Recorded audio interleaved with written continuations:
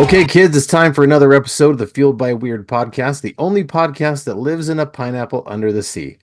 I'm Chris Daly, and today I'd like to welcome Gerald von Stoddard to the show. Gerald, how's it going, man?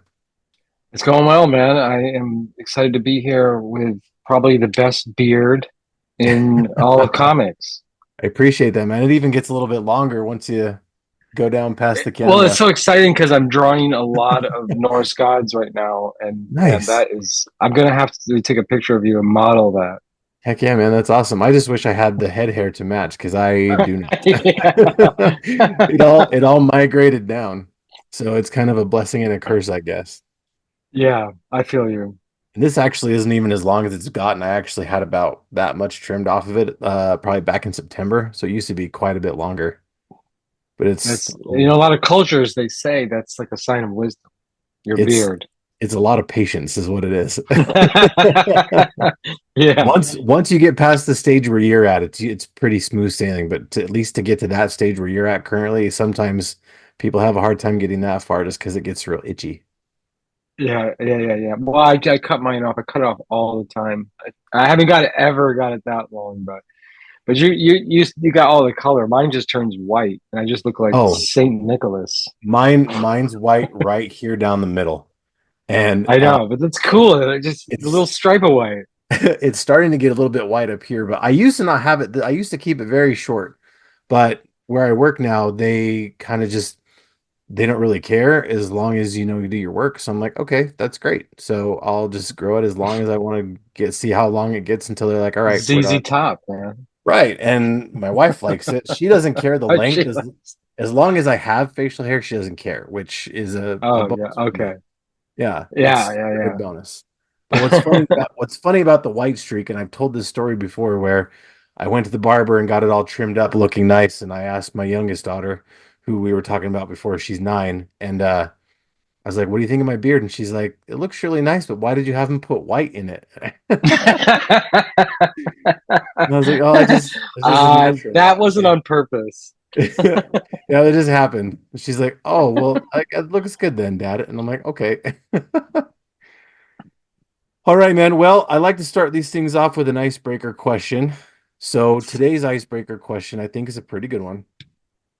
If you had what was one new experience you tried that was a completely unknown or uncomfortable situation to you at the time you tried it? Oh my God. Uh, There's a tough one. let's see. I have to go down the list. Having kids. Yep, That's a that's a huge big one. one. That is a I huge one. moved to Italy in my 40s. That is a big one That too. that yeah, that was a big one. That's been something. That has been something. I would say I've done a lot of stuff. Never been afraid to try new things, but I would say even if you like when I was younger, I used to dream about Europe I traveled when I was younger to France and parts of Europe. But in being in your 40s and moving to another country, that's something. It has been, and it's been, you know, sometimes awesome and sometimes you don't. I don't know how to say it, super hard. That's fair. Yeah, I couldn't even imagine trying to pick up and start over, but Yeah. essentially start over that late in life. But I mean, I kind of did that, but when I had kids though, because my oldest just turned 17 recently, and Mm. in my early 30s, I kind of was just looking at my wife one day. I'm like, if we're gonna have more kids, we probably should because we're not getting any younger, and our oldest is just Yeah. getting older. So yeah, 9 years ago in my early 30s, I had my second kid, which going from having a kid who gets old enough to do all the stuff pretty much on her own to just going completely back to the beginning was rough Mm. because and it's weird because a lot of people my age, the people I graduated with, they were just starting to have kids in their 30s, but I'm already like Mm. kid deep. So it was kind of weird, but it was definitely an adjustment. um Another thing that was kind of a big adjustment for me was being on a video podcast because Mm. I've been a podcaster for on and off for more than a decade now, and usually it's all just been audio. And it's if there was any video, it was never ever used. And until when I started this Mm. show, they talked me into doing video, and it was weird at first because I don't usually like looking at myself like this, which Yeah. is why there's not Yeah. a lot of pictures of me on the internet. I'm usually the one behind the camera, but it Right. took a little bit of courage to kind of, to get up and, get in front of the camera and talk to people like this. But, we're 75 episodes in almost now. And Yeah, that's awesome. um, this, it kind of like, it's just another thing now. So it's definitely something I've gotten used to. Well, and I think especially since probably COVID, it's become like normalized. Oh, You for know, sure. I mean, yes, I mean, I've been around since podcast became like a huge thing, and and I still listen to podcasts about the video. I'm in the car a lot, and I love listening to podcasts. Oh, yeah. But I love watching the podcast too. I mean, now it's like so funny to even say podcast because it's like, oh, is it audio? Is it video? Is it both? Because it's so normalized now to Yeah, yeah, like we're hanging out, for you sure. know. And if you don't have like that face to face, I don't like looking at myself either, like at all. But I think it adds a level of intimacy, between like human beings, a connection that Oh, for we sure. were audio doesn't give you, I agree.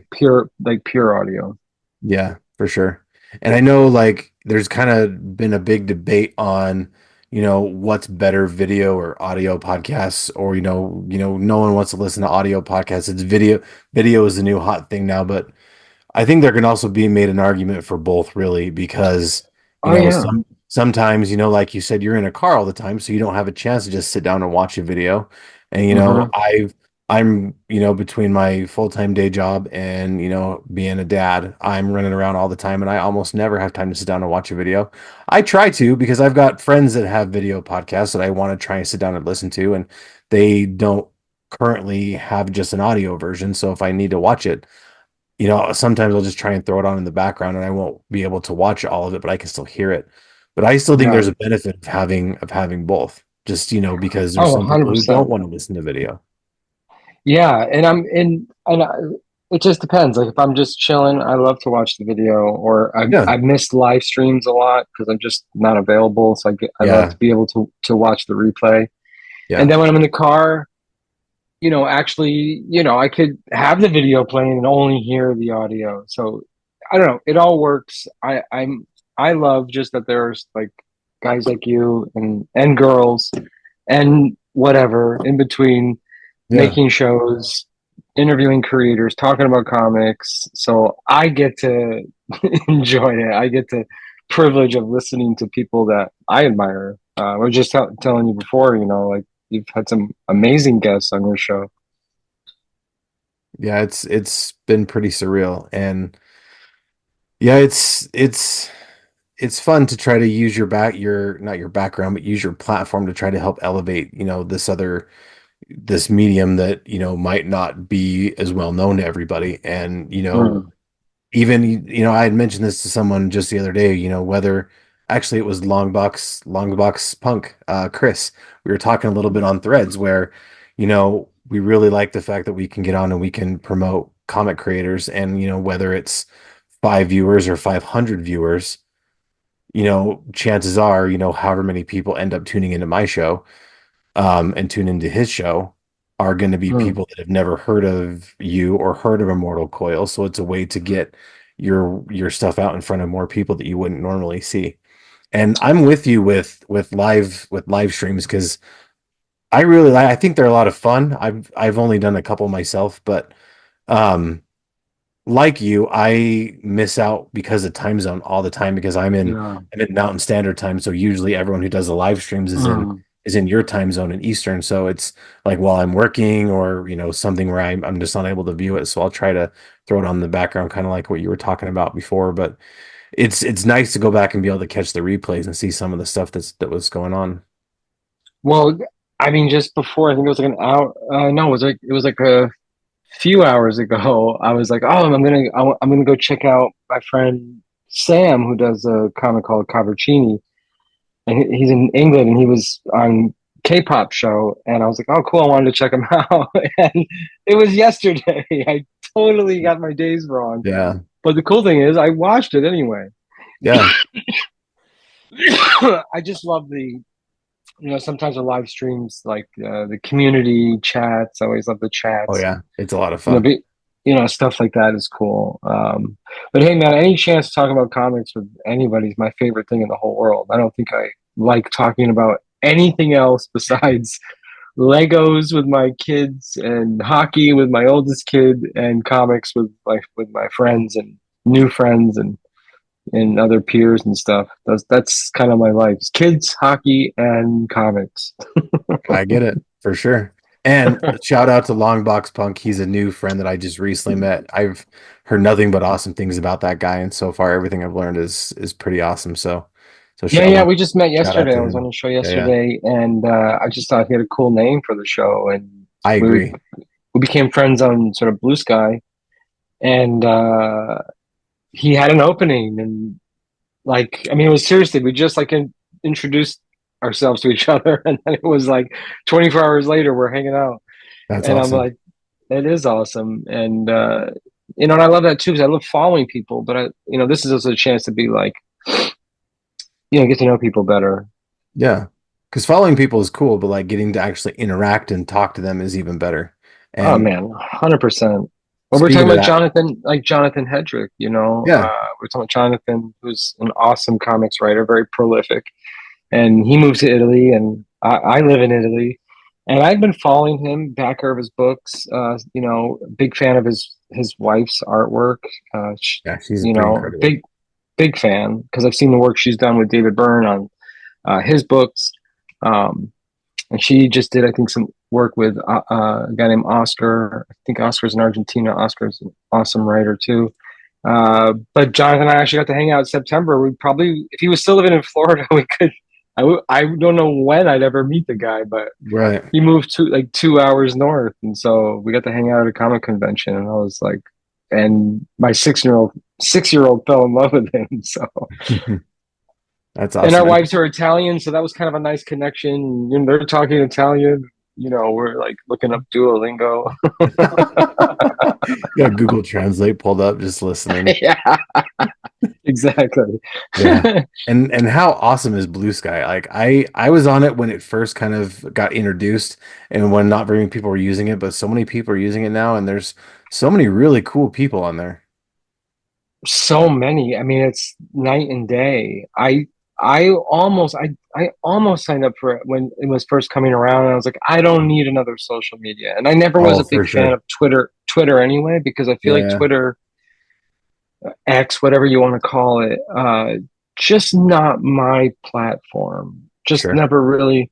I think everybody kind of finds their niche, or where maybe like people who, I don't want to say fans, but Yeah. where you have the best, interactions, with people. And Facebook has always been really good for me in that way. And the other stuff is always, sort of just feels like, am I doing this because I have to do this? Am I doing Twitter because I have to do this? I think for writers, it's awesome. And Instagram is Sure. pretty good for artists. Um, but then Blue Sky, yeah. I mean, I just saw everybody going over there, and I hated Twitter anyway. And I was like, Yeah. well, and already I feel like the quality of interactions I'm having with people and making and actually like not just peers, like I feel like I actually have gotten a few new fans like Yeah. who have never heard of me or what I do, Immortal Coil or the other books that I'm on, Yeah. uh and you know I feel like it has a more positive, like, I don't know what the word is, like it doesn't feel like there's like a difficult barrier of entry to meet people, Yeah. Yeah. like-minded people. People want to use the term echo chamber. Yeah, but I don't really care about that. I want to be able to use social media for, comics, and not just because my own, to find new ones, to Yeah. find podcasters, because I want to watch their show, not just not about like me being on it. I'm not Yeah. everything I do is to promote my work. I Sure. just love the culture. That's been my culture since I was 5 years old. So I mean, I feel like right now Blue Sky is like if you're into comics and you're a comic writer, comic fan, artist, whatever, it feels like a really awesome space right now.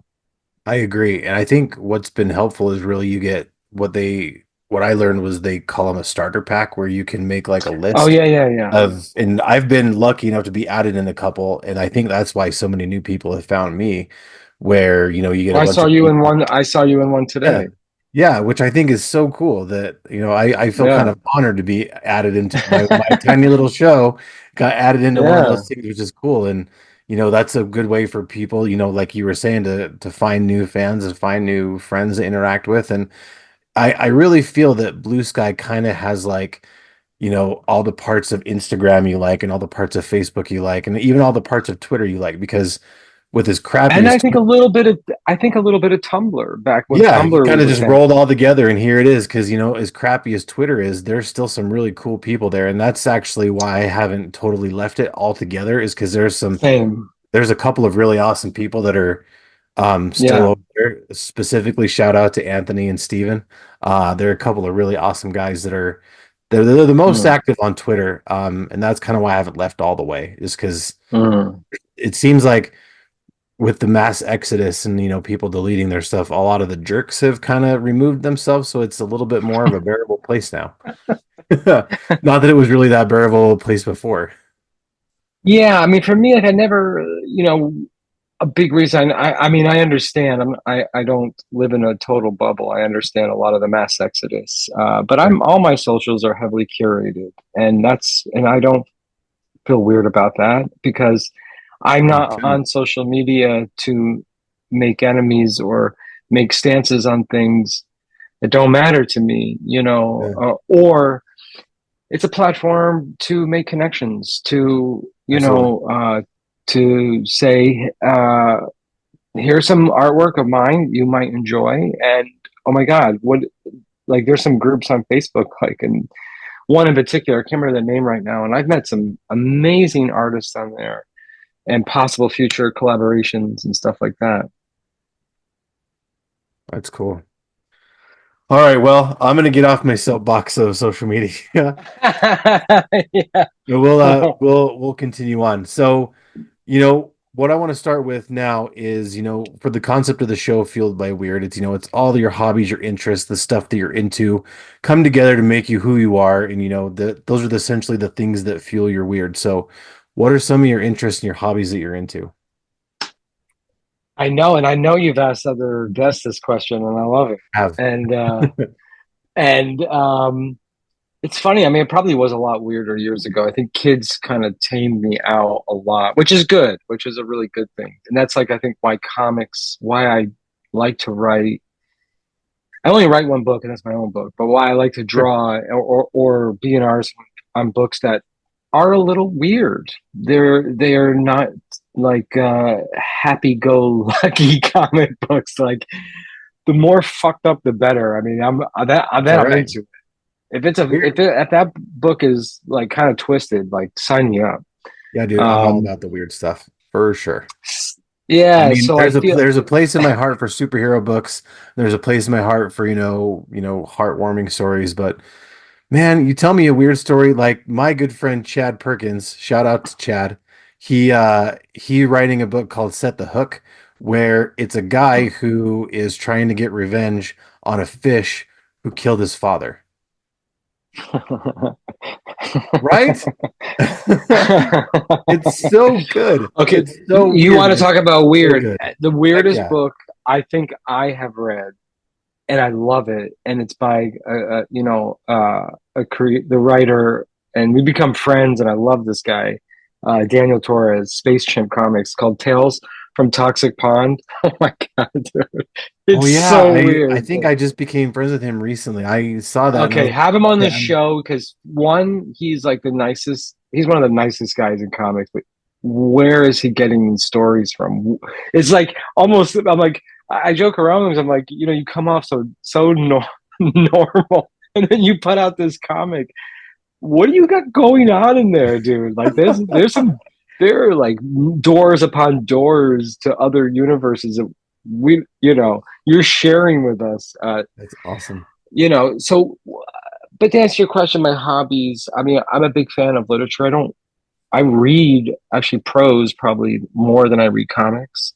Nice. Uh, and that's always been the case. I mean, I've been reading comics for almost 45 years, so that's like my number one favorite hobby, always has been.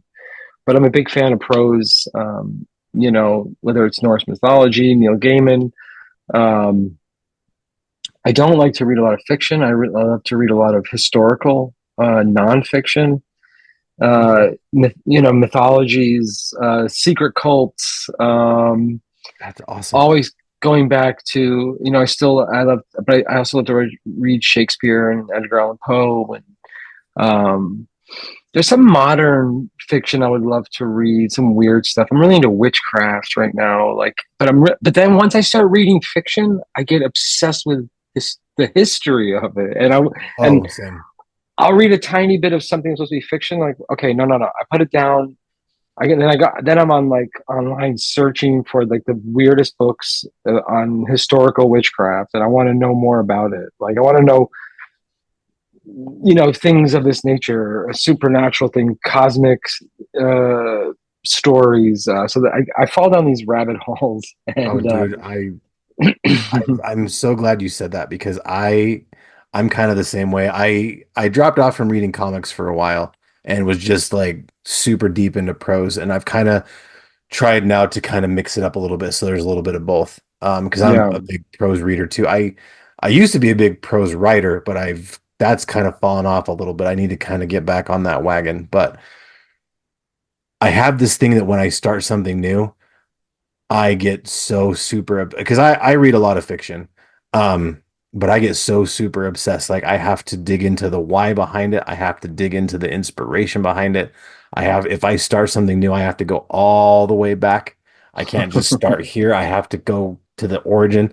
Like my best example is a couple years ago when I tried to start Attack on Titan, the anime.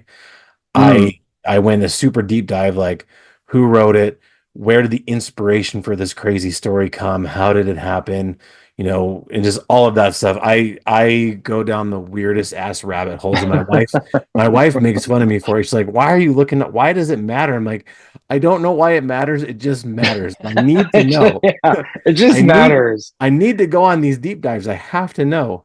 It's the same. Like, I mean, and it's inspiration for Yeah. storytelling. Like, I was just, was it that I was on this summer and we have a campsite in Italy, and, my wife was talking about this true story, but there's this island we go to, and then off the island, a tiny island you could see, and it's full of rats. And people don't want to go there because a long time ago, they would just send like prisoners and trash to this little island. And so it got filled with rats. So supposedly if you go over to that island, it's like filled with rats. And so Oh, that's so I'm like, cool. island of rats. And then I can't stop thinking about it for days on end. And I'm like, Oh, dude. what? Like, wait, what is happening? And there's like also this other island that I find out, that this guy was in prison there with his family, and there's more to it. I think there was some kind of cannibalism thing. So I actually am trying to. I'm working on a possible comic about this, part of an anthology of this guy who gets imprisoned in this like medieval dungeon, who you think he's going to let himself be eaten, but he eats his family instead because he's a selfish prick. But the consequences of it are horrific. Um,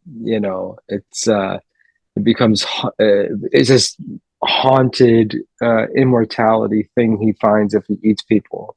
He can live forever, but the consequence of it is very Twilight Zone esque. So I love that. So this is what happens to me when I read historical nonfiction. It's like a foundation for the Twilight Zone that lives in my head like 24/7. That's so awesome. And yeah, like you mentioning the Rat Island reminded me, my wife, my oldest daughter, and I just started watching this series on HBO Max called It's Florida Man. And every week they retell these stories of Florida Man stories because I don't know if you're familiar, but Florida Man stories are just No, I crazy. don't. I They're don't just know. when you hear about Florida, man, it's basically just these crazy stories of things that happen that seems like all these crazy stories originate from somebody in Florida. And so that's what the whole series is about. And the most recent episode we watched was about a neighborhood that was infested with rabbits because once upon a time there was a lady who lived at this house who had a bunch of rabbits. And when she sold her house and moved, she just left the rabbits and just moved.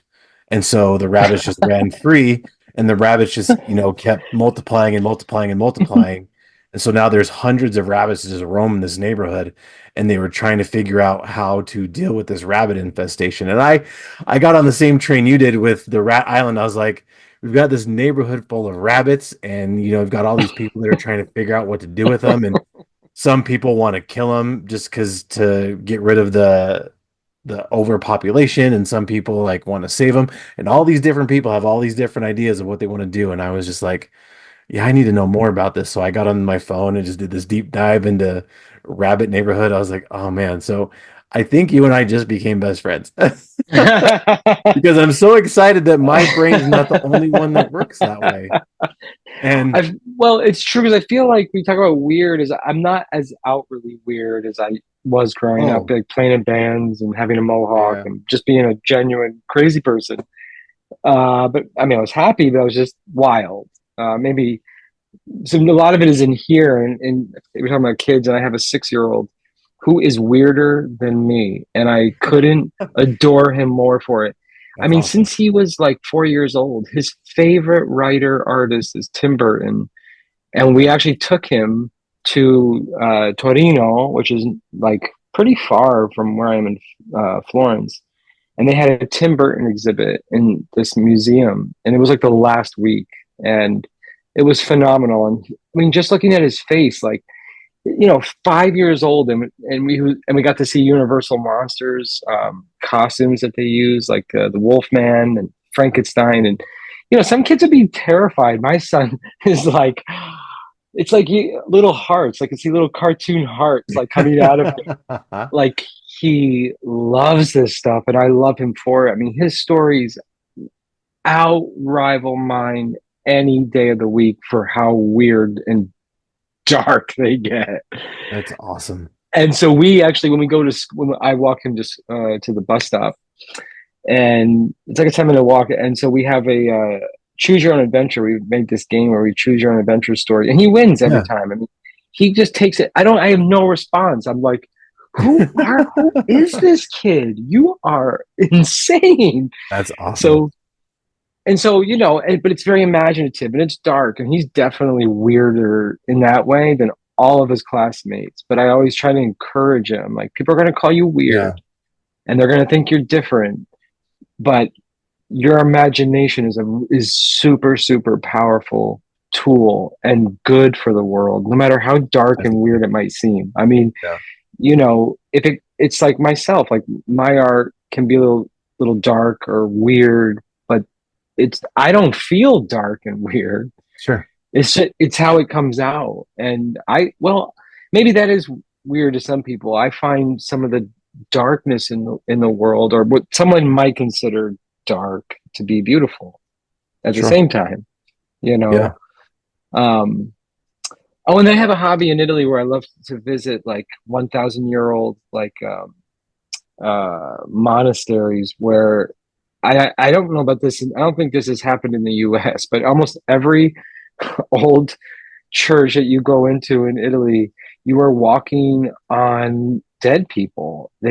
That's where they buried anyone who was part of What? that. They're buried into those stones.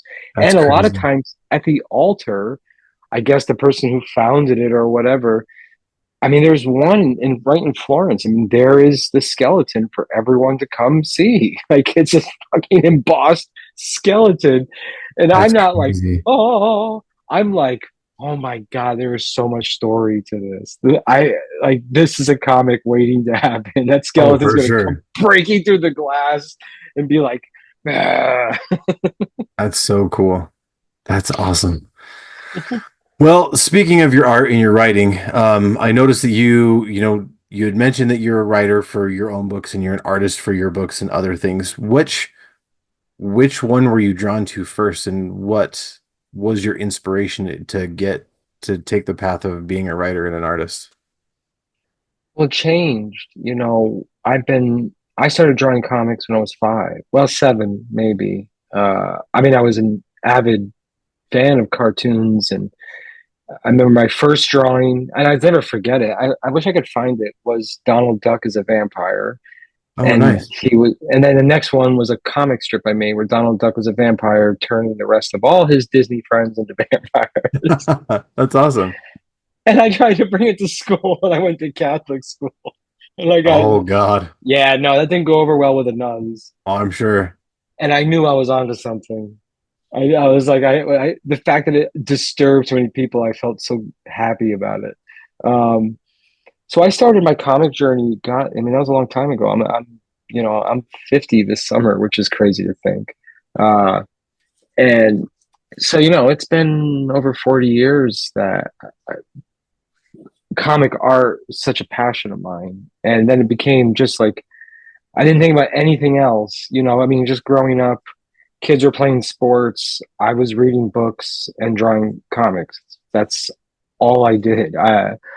Oh, and records. I had a little record player, a little denim record player. It was portable. Nice. That's And I would awesome. listen to Prince and draw comics and reading like the Hardy Boys on the playground. Oh, nice. That was my hobby.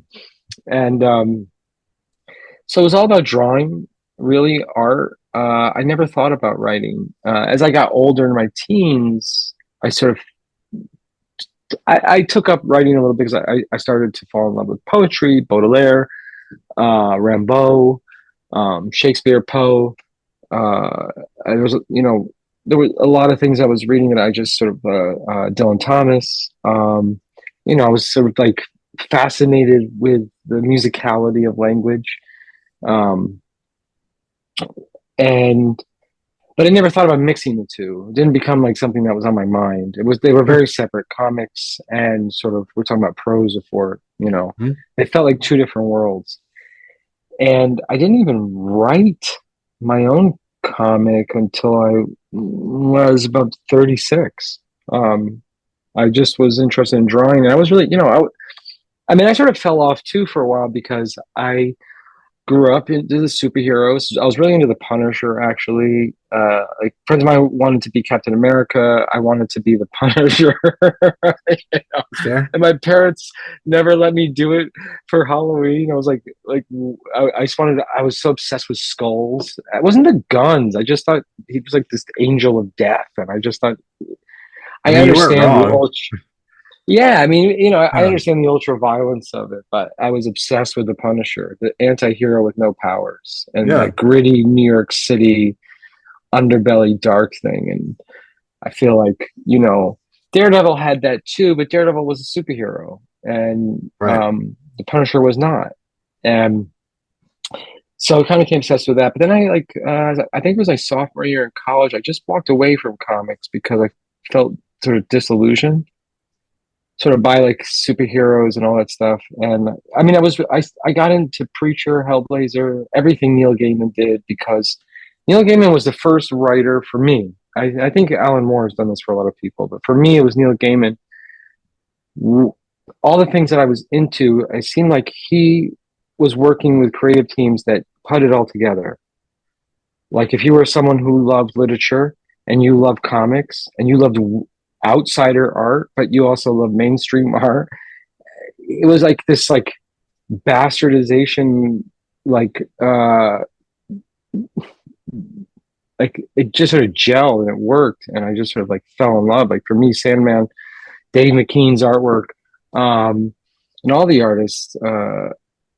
I mean, it was just that was mind blowing for me when I got into Sandman. That changed everything for me, and I was like, I didn't know you could do that. I didn't know you Yeah. can make comics like that. Like these were selling in comic book shops. This wasn't something you bought on the street of San Francisco that they Xeroxed, in some zine. This was like mainstream books, Yeah. to a certain degree.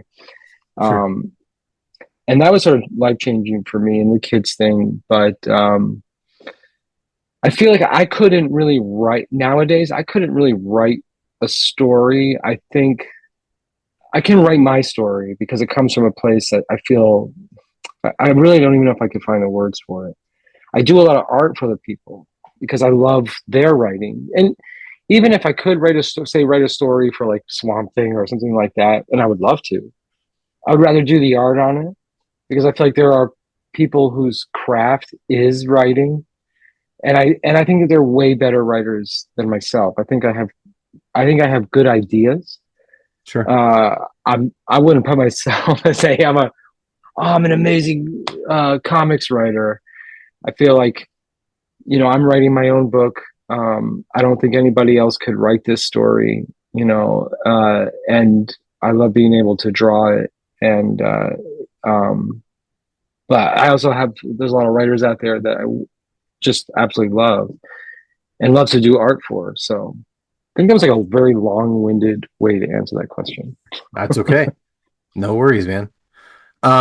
So speaking of your book, let's talk about Immortal Coil. So for those that have never heard of it before, why don't you tell us a little bit about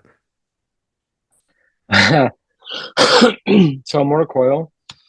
I won't get into much of the history, just sort of what it's about. So, talking about prose, I love Norse mythology. I always have, and always loved, Vikings. But then I got really into Norse mythology. I've always been a big fan of Lovecraft.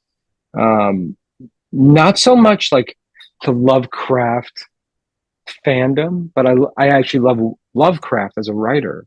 it? Yeah, I think his writing is unbelievable. When I found out he wrote that stuff in like the 20s, I was like, what? right. That seems impossible. Yeah, I was expecting this sort of like, because if you read, some of the stories that come from that era, they don't talk like that. right. Like it was like hit that hit, I think he had a very modern, timeless way to talk. Anyway, I could go on tangents about all these people. So basically, my love of these two things, some time ago, just started spawning this idea, and again, talking about historical nonfiction. Well, mythology is fiction, but people took it, for fact as well, throughout time. And so I just wanted to play with this idea of uh, the subtext of family dysfunction, sins of the father, and then throw it into this cosmic epic where there is this sort of offspring of these elder gods of the eldritch horror world and the offspring of these immortals of the Norse gods. And what if our planet was kind of caught in the middle of like these immortal beings that we don't know exist? Maybe they do, maybe they don't, but in the comic, now they do. And so but it really starts off with coming at it from a Norse angle. So Ragnarok was a hoax was the tagline for the first issue. And basically, if you read like Norse mythology, I mean, like Loki became more sadistic as time went on. It went from, sort of a trickster to kind of a sociopath. And there are repercussions that, kind of then it's Ragnarok and then the world's anew. So I just kind of wanted to expand on that. What if it was a hoax? And so in Immortal Coil, Loki is back, and where he went, you have to read issue number 2 because you're going to find out where he went. And it's super important. If I say it now, kind of takes the fun out of it. Sure. And he is no longer the trickster god that we know. He is just hell-bent on utter oblivion. You come to find out he's sort of a pawn of the faceless god, the offspring of Azazel. And you get to kind of find out how that came to be. And Odin is a real prick. And there's a lot of fallout and consequence. But, where you find out where Freya is, where did all these gods end up? And the main sort of heroes of the story are the 3 children of Thor, who have been living in these human hosts for thousands of years. And the only way they can be awakened to who they are is to be killed. Now, fortunately, Loki awakens his daughter Hel, and they're on a murdering spree of these. Loki knows who they are, as humans. They don't know who they really are. And he believes that he's actually killing them, like before they can stop him. But what he's actually doing is the opposite. He's waking them up. And so it's building towards a cosmic battle where we're all just stuck having to see what happens as human beings on Earth. There's nothing we can do about it, as these immortals sort of are playing this deadly game with all of us.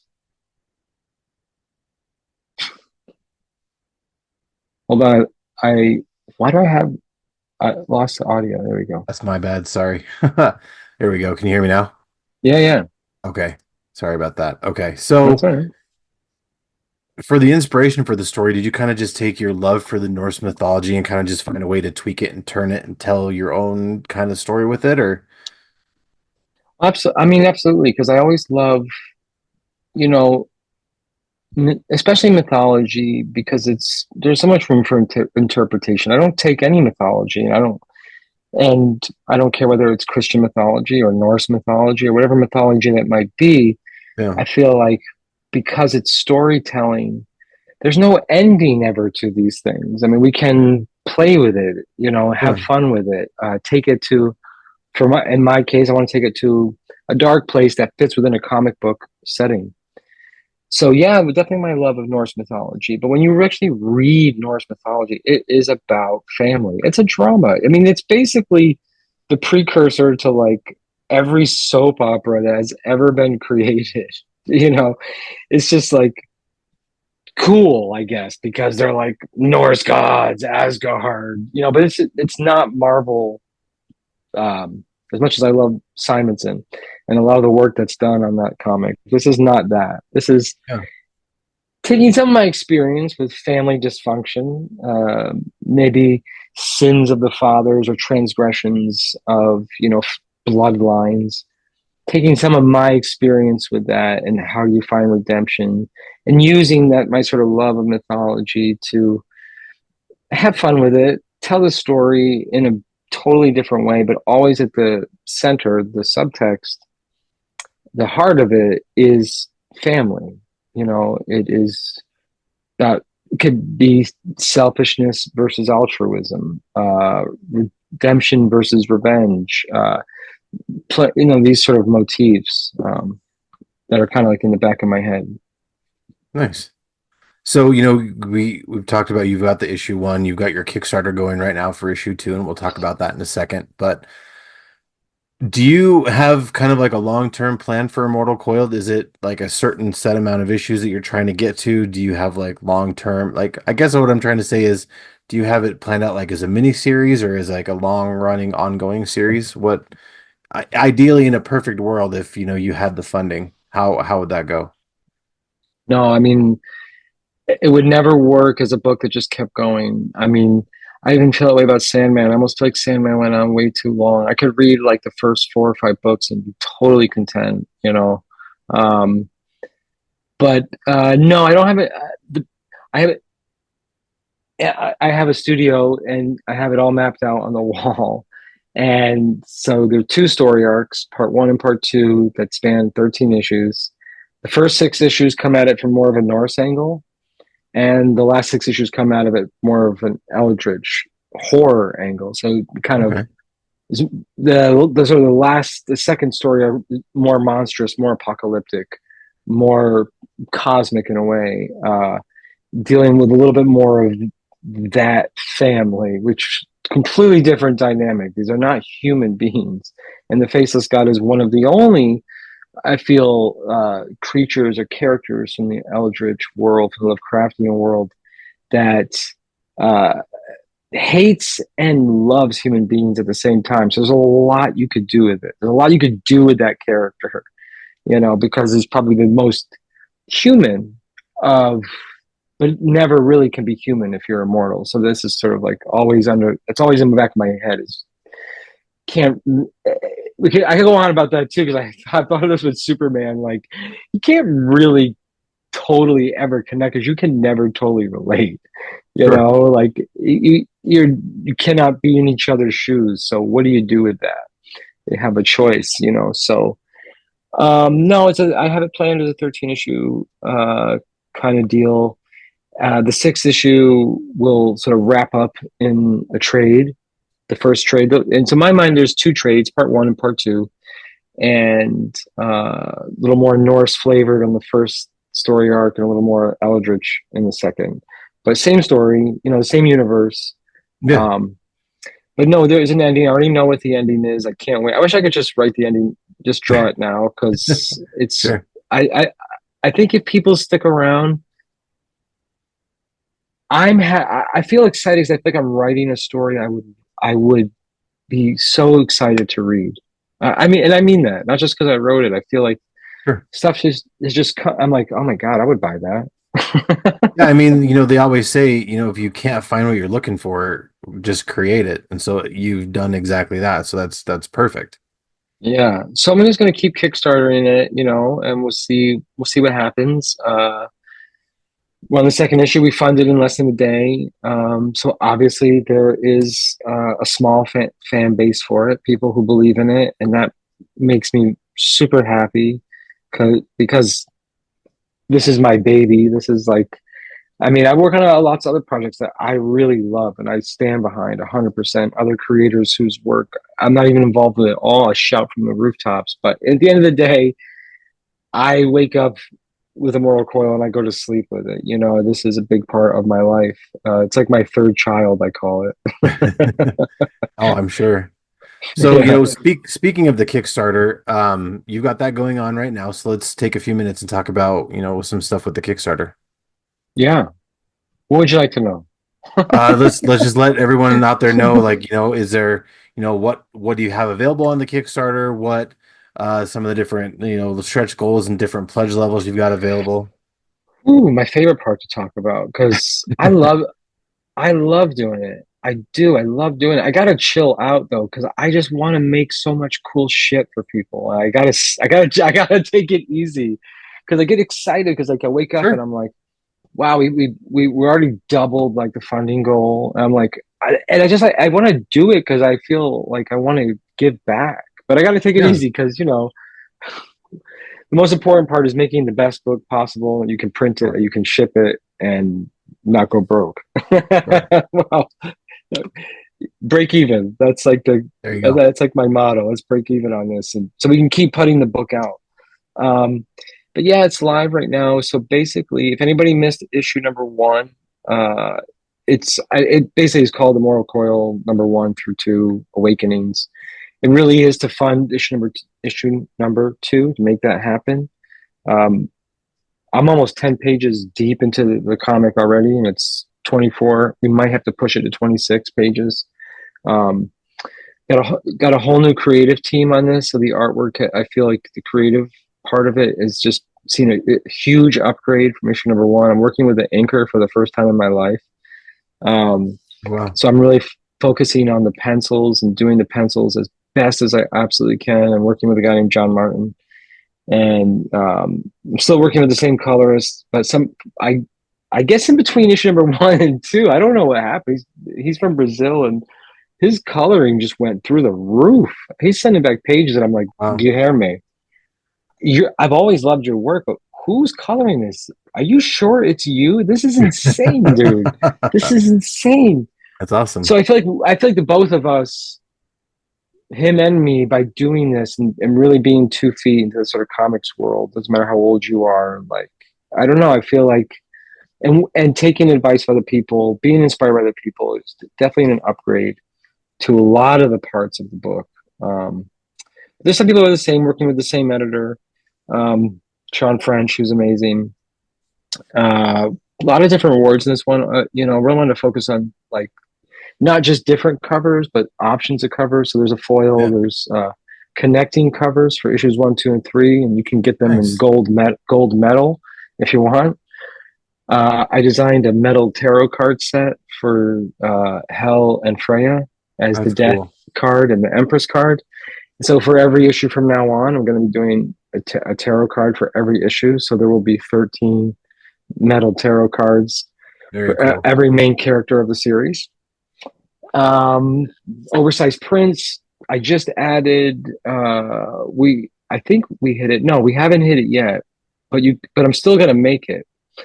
if we hit our first stretch goal, which is just bookmark, sticker, fun stuff, just to put in the back of the book. Yeah. Um, Second stretch goal is a digital behind the scenes 11 by 17 legendary edition of the flashback pages. So it was supposed to be 5 pages of the book, but now it's 9.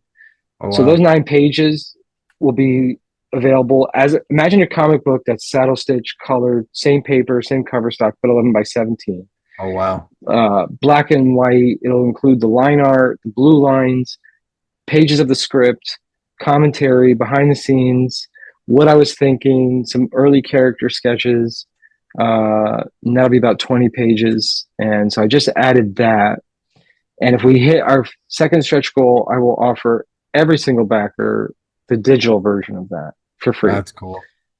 And third stretch goal is I did a print. That's also the sketch cover variant. So that's our last stretch goal. If we hit that, then I'm going to include that in every book for free. For every physical backer, 6x9 colored print of that. And I think we're well on our way. I've done this before, so it's slow and steady. If anybody knows Kickstarter, when you're 2 weeks in, we call it like the sort of mid slump. I've heard of I it. don't like to use the word slump. It's just sort of like it hits a lull.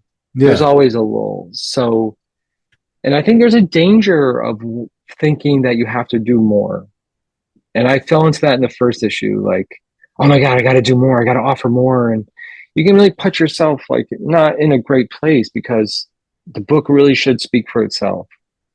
And Plus, during fulfillment at the end, it probably could get a little overwhelming if you add too much stuff because you have to worry about all the little bits and pieces that you have to well, that include. happened a little bit with issue Wow. number one. And I'm a month, everybody's got I've shipped all the books out, but I'm a month later than I hoped because I wasn't prepared for all those little things that I added and things that I did that, t-shirts, pins. And it's like, well, just hold on a second. Just so this time it's really, yeah, there's some cool upgrades, but they're not free.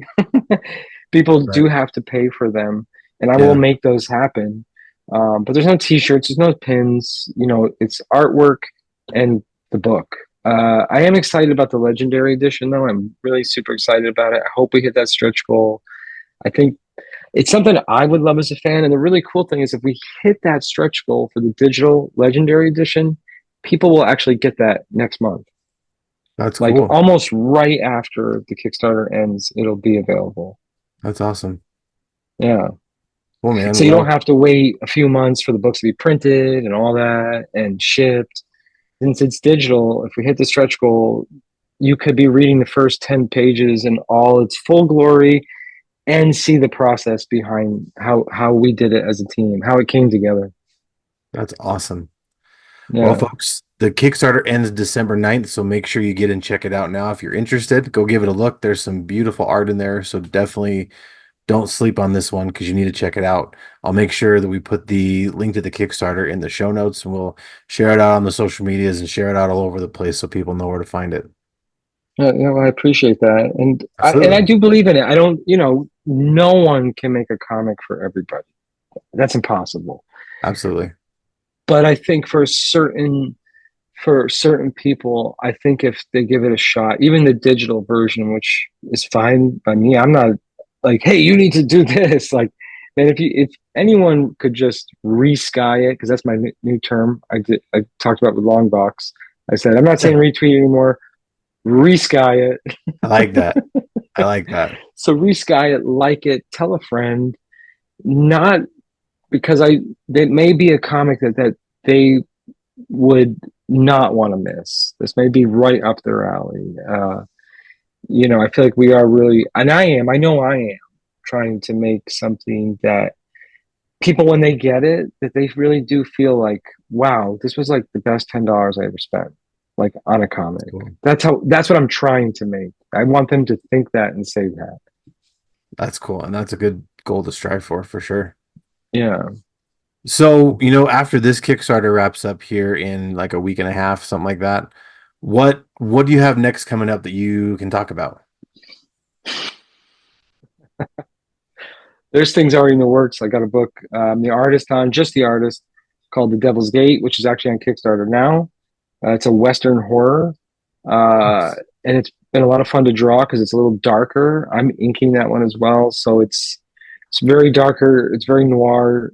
It's good. It's going to get nuts. That book seems like a Western, but then it goes off the rails.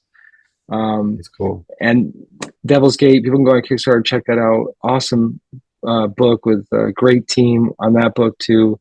I'm wrapping up uh, some beginning pages with Chuck Satterley on a book called Obsolete, which is sort of like an ode to anything from $6 million man to like Miami Vice to Top Gun. It kind of is this Nice. fun, it's this kind of fun comic book ode to the end of an era of mass machismo and coming into this sort of more modern world. But uh, Chuck could describe it better than me, but that's been a lot of fun to draw. The pages I'm drawing right now are very like I watched Top Gun like 3 times, so and then I drew some pages for that. I just God, what else? I mean, I'm doing lots of covers, a lot of covers. Just right now, people backed Adam Barnhart has had a really cool book called House of Haunts, just which successfully funded. I got to do one of the variant covers for that. But they might have late pledges still. So House of Haunts, people should check it out. Issue number 1. It's really cool. The colorist, they had a kind of a vintage look to each cover. It's super cool. It's really nice. Bunch of a book I can't really talk about, but if you're fans of Twin Peaks, might be a story that's right up your alley. Right And on. the artist and co-creator on that book, it's called Hollowed Hills. That's all I can say about it. With the writer T.S. Luther. Um, I probably have more. My brain is just shot. I'm sure there's more. I know Okay. I'm missing one. I know I'm missing like one or two. So a lot of books. 2025 is going to be a crazy year. I'm super excited about it. I'm pretty much like already filled up. I can't imagine Nice. even taking much on at this point. That's awesome, man. That's not a And bad thing but at all. it's not. And my favorite thing is that I love all of them. All the projects that have been, put towards me, like sort of like dropped on my lap. I'm like, yes, I want to draw this. Yes, I want to draw this. So I feel very blessed. I feel very fortunate. That's awesome. Well, before I let you go, I want to just let you leave with giving you a chance to give a bit of advice to other fellow creatives out there. Well, yeah. If anybody's, and I would say I probably could only give some advice for those who are maybe on the fence, kind of thinking about, hey, I want to make a comic, or I have this story. How do I start? Or I don't know if my art's any good because I actually struggle with that all the time. I feel like my art, I can't look at my own art too much because I start to judge it so harshly. And I think any artist or creator, you are your own worst enemy most of the time, from procrastination For to sure. um, imposter syndrome to look, social media can make it harder because there are amazing people out there, but most of them have been doing it twice as long or 3 times as long, or just have a different level of skill, but it doesn't make whatever I'm doing or what somebody else wants to do any less than. It's just different. It's just different. Not Yeah. everybody's meant to work at Marvel or DC, and we live in an age where that doesn't matter anymore. People are going to buy comics wherever they can, and not always at a comic shop. I don't buy superhero comics unless it's Swamp Thing or Poison Ivy, and that's true. I don't. Those are the only two Okay. titles I like. Um, and so I would say you don't need an insane budget, but don't take advantage of people.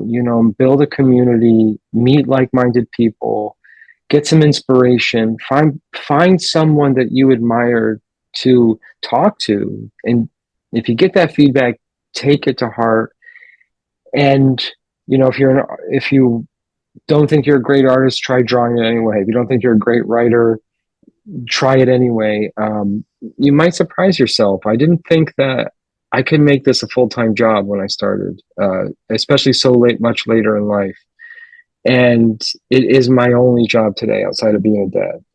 That's Um, awesome. and I would say the number one thing I was able to do that is to not live in a vacuum, like be involved in a community of people and give back as much as you take. If you take something, put something back, whatever that is, because it could be anything. I just think that transfer of energy and goodwill in the comics community goes a long way. And people will support you if they feel supported, if they feel like you're in it with them, like together. I feel like then the Absolutely. support is just like infinite, you know. But if you're just in it to take and you're just in it to think you're going to get rich because Marvel's making $1 billion off of movies, it's not gonna. I don't think it's gonna happen. That's delusional. It's like you want a story. If you want to make stories, and you can do it DIY.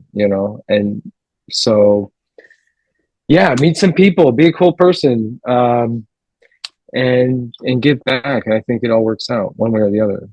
For sure. And that advice about, if you don't think you're going to be good, just do it anyway because you're not going to be good that first time. Mm. Absolutely. But you're not going to get better if you don't, with repetition. Well, absolutely. And this is real quick. My first comic was an absolute bomb. I mean, it was just crickets. I didn't sell one copy of that book, not one. And it went nowhere. And I gave up. I'm not going to lie. I gave up. I thought about quitting the whole thing. And I just went back to being a fan. I've always been a fanboy at heart. Sure. And it took a long time and watching friends of mine who are creators just having this like renaissance of crowdfunding success and putting out really indie books and different levels of art, different levels. What they were doing, anthologies were huge. I mean, there was just self-publishing. I was like, wow, I'd never seen it like this before. And that inspired me to like reach out and kind of jump in with 2 feet. It's like, yeah, I'm going to try it again. I'll try it again, and I'll be more honest. I'll do things I didn't do, and I'll take advice. And that was huge. So I did just go out and do it, and I failed. And I think that was it. I let it become a bad thing at first, but now it's like fuel. Now it's like fuel to keep, to do it Yeah. again and to do it right. And it's hard, because you have so much passion and so much drive to do this thing, and you finally, get the courage enough to do it and it bombs. Of course you're gonna take that personal. It's hard not to, because I mean, Yeah, you're gonna take it personal, you're gonna take it hard, but it's easier said than done, but you need to take that and learn from it. And if you want to keep doing it, keep going. So that's cool that you didn't stay away, that you got back into it. yeah. I'm glad I did because man, it's a good life, and That's cool. and it's a good lesson for my kids. Like, hey, listen, For sure. if just because you failed at something, it wasn't about the thing you were trying to do. It's just the way maybe in which you were doing it. Come at it from a different angle. Try it this way. Ask for help.